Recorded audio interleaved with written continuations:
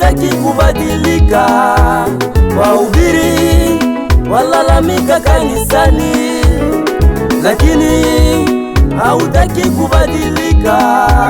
Wahubiri walalamika asubuhi, lakini hautaki kubadilika. Kwenye magazeti wahubiri walalamika, lakini hautaki kubadilika. Kwenye televisheni wahubiri walalamika, lakini hautaki kubadilika. Siku nyingi upo kanisani, washindwa kuzaliwa mara ya pili ni ole. Siku nyingi upo kanisani, washindwa kuzaliwa mara ya pili ni ole. Kila siku wahubiriwa, mbona haugeuki wewe? Kila siku wahubiriwa, mbona haugeuki wewe?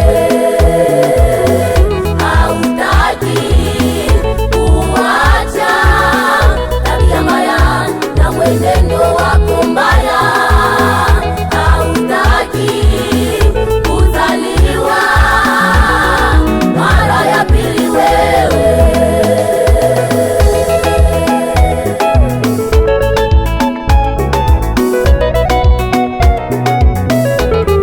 Tabia zako za nyumbani wavileta kanisani.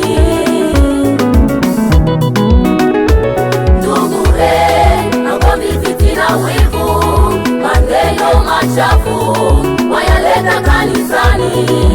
Ni aibu. Tabia zako za nyumbani wavileta kanisani. Ndugu magomvi, fitina, wivu, maneno machafu wayaleta kanisani. Ni aibu. Ndio maana kanisa lachekwa kwa sababu yako, kwa sababu yako, kwa sababu yako. Ndio maana kanisa latukanwa kwa sababu yako, wewe ambaye utazaliwa mara ya pili.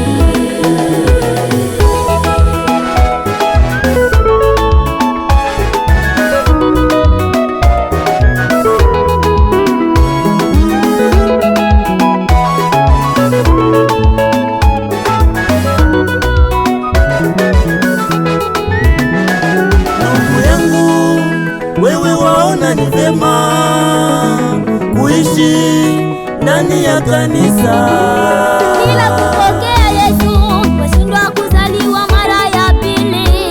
Pia washindwa kuzika matendo yako ya kale.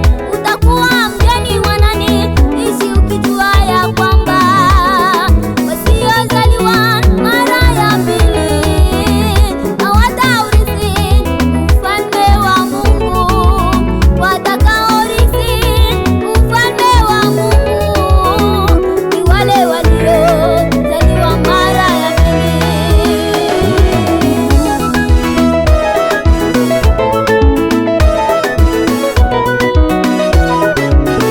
Jiunge kwake Yesu, mwanzilishi wa kanisa. Ndugu kubali kuzaliwa mara ya pili. Achana na vitabia vyako vibovu vya kutia aibu. Jiunge kwake Yesu, mwanzilishi wa kanisa. Ndugu kubali kuzaliwa mara ya pili. Achana na vitabia vyako vibovu vya kutia aibu. Ndio maana kanisa lachekwa kwa sababu yako, kwa sababu yako, kwa sababu yako. Ndio maana kanisa latukanwa kwa sababu yako, wewe ambaye utazaliwa mara ya